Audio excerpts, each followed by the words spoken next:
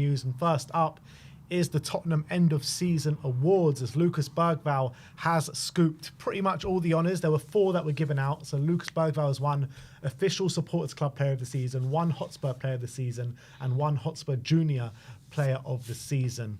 So Bergvall scooping 3 awards. And how many Premier League starts is that for him, considering he's won Player of the Season? I don't know about starts, but I think he's made 27 appearances. That's mad. That must be the least for any Player of the Year for Tottenham ever, you've got to say. Yeah. Which probably in this kind of season is like the least you played, the better, probably. So Regulon should be our Player of the Season. Yeah, maybe Regulon. Obviously, he didn't start his first Premier League game till, December against Southampton. Yeah. So, but to be fair to him, he's been brilliant. He has been brilliant. I think, look, credit to him, 18-year-old coming into a new league from, the Swedish league, having to adapt. And I think no one can really argue since December he has been our best player. But obviously, August to December is quite a big chunk of the season to just ignore. Yeah. But look, based on that, it's hard to argue that he was definitely in the running. For sure. And I think we were saying even before we asked the question, didn't we, a few weeks ago, and a lot of people were saying Bergvall. So do you think, though, the fact is with Bergvall winning it, it's been since he's broken into the team, he's probably had the most consistent run out of everyone in the squad? Probably, in terms of just performances where he's barely had a bad performance. Because the other guys with the shouting, I don't even think Kulusevski should be in the running. I think it's between probably Bergvall and Maddison for our Player of the Season. Bergvall, Maddison. I think obviously Decky up until December. I think up until his injury, I think there was only one person. It was him that was going to win it. Yeah, but even by the time he got injured, he was performing badly for at least a month. Yeah, but I think up until December, right? No, he got injured. I think January or February. Right. I think he had 3 top months at the beginning: August, September, October, and then his performances started to decline. I think November, December, he was still pretty good. He wasn't as good as he was, but he was still pretty good in November, December. And then I think January time, he was pretty bad for a month. And then he got injured. And then since he's come back, he hasn't really been great. But, you're talking about if Bergvall is in with a shout, then Decky definitely is, because they've probably been good for as long as each other, I would say, in my opinion anyway. But I think when you're looking at the course of the whole season, probably Maddison has been our best player from start to finish. He's probably one. I know he's had bad games, but he's probably been the one who's kind of consistently always had kind of enough good games in between his bad games, I would say, or maybe the most good games. And obviously his numbers are very good when it comes to goals and assists and things like that. Porro deserves a shout. Definitely his late season form gets him up there for a lot of it, but he's barely been injured and did have a bit of an iffy period when we had all these, especially around the Tamworth game, he was playing poor. But I think around that, I think beginning of the season and lately he's been brilliant. And obviously he's really starting to rack up those goal contributions again, like we know he does. Obviously Spence, a lot of people were saying he had a shout before recent form, which has probably let him down. Yeah, I think Solanke maybe an outside shout, but maybe just his form, especially his injury, and then he had a poor form between January and now. Although up until maybe a few weeks ago, he's just been on a run in Premier League where he scored 4 in a row, so it's not bad. But and also the way he started the season was good. But I don't know, he probably just haven't quite done enough. You can't really give a Player of the Year to a striker who has less than 10 Premier League goals. It's hard to justify that. Yeah. Brennan, I guess, is the only other one. Yeah. Imagine a player who could potentially get, he's on 17 goals for us, and no one's even talking about him. Yeah, it's true. And Sonny won goal of the season with his corner goal from against Manchester United, which I don't think there was any doubt that goal wasn't going to get given goal of the season. Yeah, I'm trying to think of too many stunners we've actually scored this season. There was one in the cup, wasn't there, from Sarr? Sarr against City. That was a good one. Goal. That was a good one. Wasn't top bins, not but good. Any bangers this year? Porro scored against Bodo, but that was obviously a fluke. Any bangers anyone can remember in the chat? I don't remember too many absolute bangers. Regardless, Sonny deserves it. Yeah, from if he meant it. We said he meant it, didn't we? I think of course he meant it. Yeah, he meant that Olympico. Of course he did. And he tried it a few times after that as well. Bergvall's been close. His goal against Liverpool was pretty good, but again, that's not a banger, really, is it?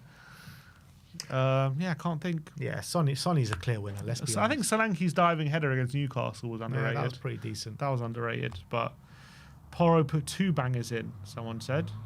One against Bodo. What was the other one? What was his other one, guys? Can't remember off the top of my head. Yeah, I can't remember who his other goal he scored. But anyway, in terms of pre-season, Spurs have announced that Spurs are going to Munich to play Bayern once again, this time in the Telecom Cup, 7th of August, 6:30 p.m. in the Allianz Arena. Really so we're going back to Korea and we're going back to Harry Kane. Yeah. And the second summer in a row. But the Harry Kane deal had those 2 friendlies in it, so I'm guessing this is one of them. Did we play 2 already? Or was that... Yeah, but the one in Korea I don't think counted. So the one in Bayern and this one count? I guess so, I don't know. Well, we're definitely squeezing as much money out of Harry Kane as we can. Get that Allianz revenue money. We are squeezing as much money out of Kane as possible. In terms of Bilbao, THFC Flags and Tottenham have put out a statement for all you guys going to Bilbao in the stadium, and they say wear white for the game to create a strong visual effect in our supporters section.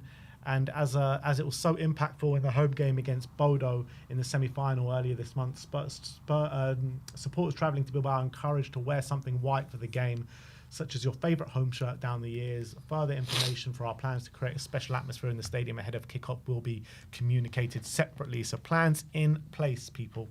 Yeah, and I think the sea of white against Bodo in the home game was a sight to behold. I don't know if Van der Ven said... looking at the tifo and all the fans in white gave the team power and strength, he said. He said it was something fantastic to witness. So hopefully we recreate that in did you say there's going to be a tifo? No. They said more plans are going to be in place, but they'll be communicated soon. It'll be interesting if that'll be nice if there's a tifo. That'll be nice, cool for the final. And yeah, I think everyone in white. I think did we wear white for the final Madrid? As in us personally. I think you did in the vlog. I remember in the vlog you did. I can't remember if I did. Was it like a thing though, like saying? Can't remember. I don't know if it was. I can't remember. It might have been. But yeah, I think something that we should all be doing. Get a sea of white going. Yeah. Let's talk about Mikey Moore now, because Fabrizio Romano says that Tottenham top talent Mikey Moore has signed with new agents as he will be represented by Unique Sports Group.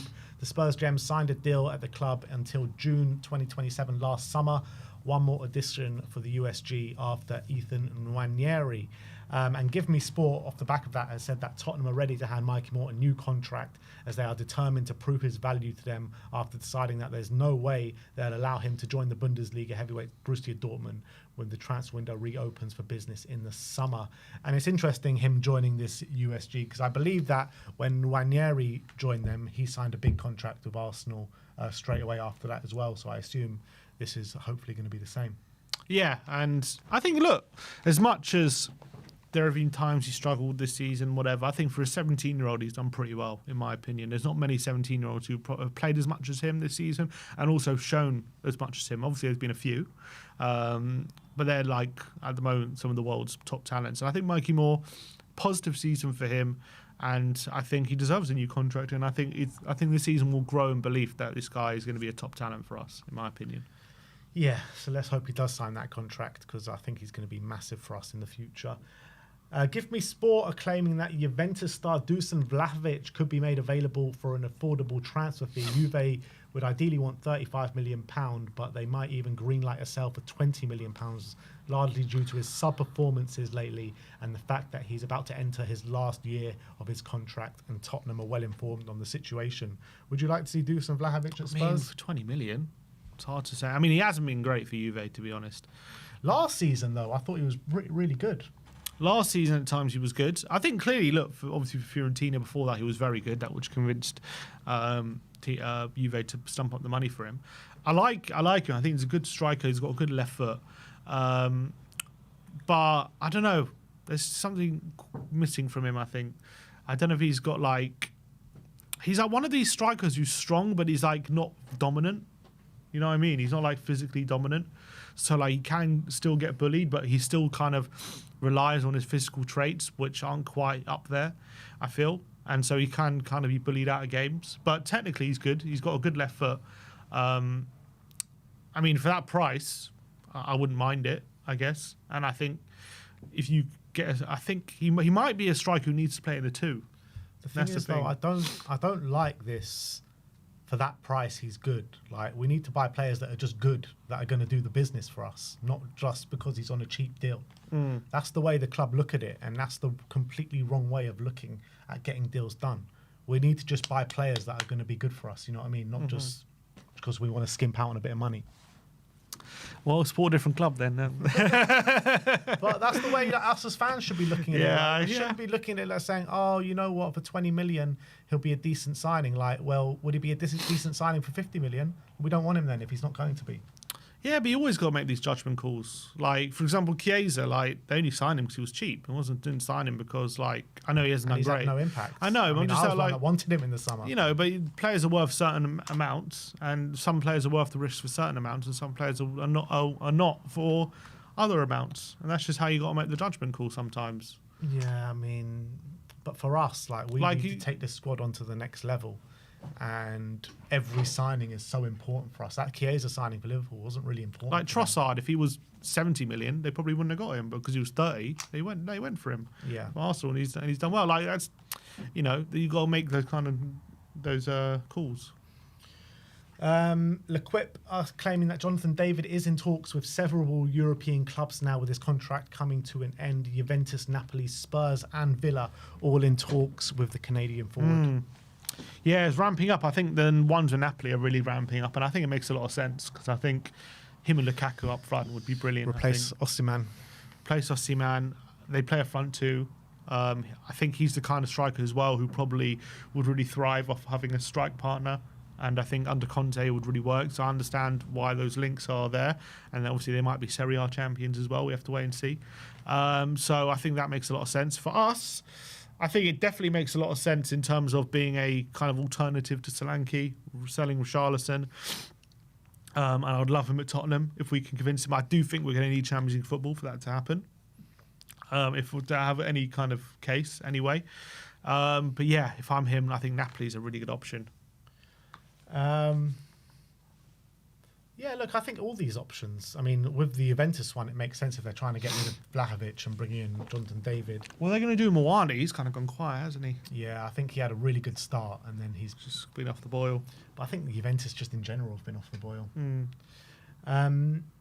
Graham Bailey saying that Tottenham are among the clubs interested in re-signing Southampton right back Kyle Walker-Peters, who will be a free agent in this summer window after contract talks between him and Southampton have gone down the drain several months ago. So he's on a free at the end of the summer. Ticks a few boxes for Spurs, but I don't think he's at the required quality. I like him. I think he's been probably one of Southampton's better players, but doesn't say much because they've been one of the worst teams ever in the Premier League. So I also think he was a bit better last season in the Championship, and as well last time they were in the Premier League he was a bit better than he has been this season. So there's probably a bit worry he might have declined a bit this season, but then again he is playing in one of the worst teams ever, so it's hard to know if it's him or is it the team. I think he's a good player. I don't think he's kind of top 6 quality, I would say. Definitely not.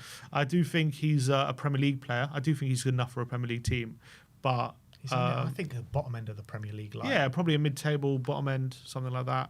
In terms of squad player, Leeds or something like that. You know what I mean? Like, I don't think he's. I think he could play for like a Fulham Europa League player. I think he could play for like a Fulham and fit in there.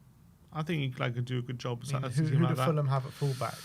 At the moment, Robertson and who's the right back? Castagna or Tete or Tete. Yeah. Like, I'm not saying start. I'm just saying he could be a player for them, like, and fit in well, like, or a squad player. But for us, I was happy to do it this season. I think we could have done with it this season, to be honest, considering how it's gone. But now that the season's come and gone, I just want to not go down that path, I guess. And last but not least, the Sun are reporting that Manchester United, Tottenham and Bayern Munich are all among the clubs interested in signing Cristiano Ronaldo Jr. Come on. After he made his debut for the Portugal under-15s. We are getting Ronaldo, people. Snap it up, mate. Snap him up. Ronaldo. Snap him up. If he's even, there is no chance his dad lets him join Tottenham. If he's even a tenth of what his dad is, it's worth getting him in, mate. Apparently he's smashing it out for his kind of level in terms of youth level. I always knew Ronaldo was better than Messi. I always knew it. I always said it. No, I'm joking. Definitely Messi over Ronaldo. I can't even joke about that. Can't we get Messi's son? Yeah, let's get Messi's son. Yeah, so he's a few sons, isn't he? Let's get all the sons of all the world stars and just create an unbelievable 11. Buffon's son in goal. Let's get Ramos' son in the defence. Ronaldo, Messi's son up front. Let's just do it. We're getting all the youngsters anyway. We might as well just go down this path. How old is he? Get a super team. Ronaldo Jr. He's playing for under 50. He's playing under 15 football at the moment. I mean, we're 15. not signing. We're signing 16-year-olds with at the moment. Imagine so Ronaldo Jr. scores a hat trick and hits the C. That's just gonna hit like crack. Come on, bring him in, people. Bring him in. Cristiano Jr. But that is all we have time for you today, guys. We'll be back tomorrow for an extra early previews to the Europa League final, seeing as we are flying out next week. So we thought we'd bring it to you all tomorrow.